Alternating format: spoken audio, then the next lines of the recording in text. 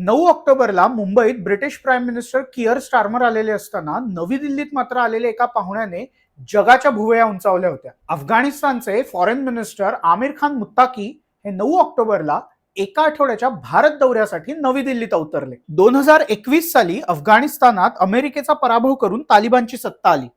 तेव्हा खरं तर भारताने आपली एम्बसी सुद्धा बंद केली. इतक्या वर्षात अफगाणिस्तानातल्या लोकशाही प्रक्रियेला भारताचा पाठिंबा होता, तर तालिबानला पाकिस्तानचा.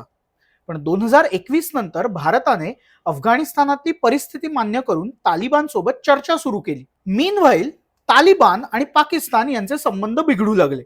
ते इतके बिघडलेत की सध्या त्यांच्या सीमांवर एकमेकांविरोधात चकमकी आणि हल्ले सुद्धा होत आहेत. पण तालिबान काळातही भारताने अफगाणिस्तानातल्या सामान्य लोकांना शक्य ती सगळी मदत सुरू ठेवली. म्हणूनच मुत्ताकींनी भारताला क्लोज फ्रेंड सुद्धा म्हटलंय. तर भारताने अफगाणिस्तानचा उल्लेख हा कंटेजियस नेबर केलाय, जो फक्त देशांची सीमा चिकटून असलेल्या शेजाऱ्यांसाठी होतो. शिवाय भारताची काबूल एम्बसी सुद्धा पुन्हा सुरू करणार असल्याचं भारताने घोषित केलंय. माइंड यू, या सगळ्या काळात भारताने अजूनही तालिबानला कोणतंही ऑफिशियल रेकॉग्निशन दिलेलं नाहीये. जगात ते फक्त रशियाने देऊ केले.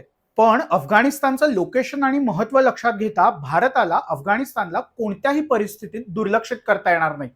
म्हणूनच तिथे जे कोणी सत्तेत असेल त्यांच्याशी भारताला जुळवून घ्यावं लागेल.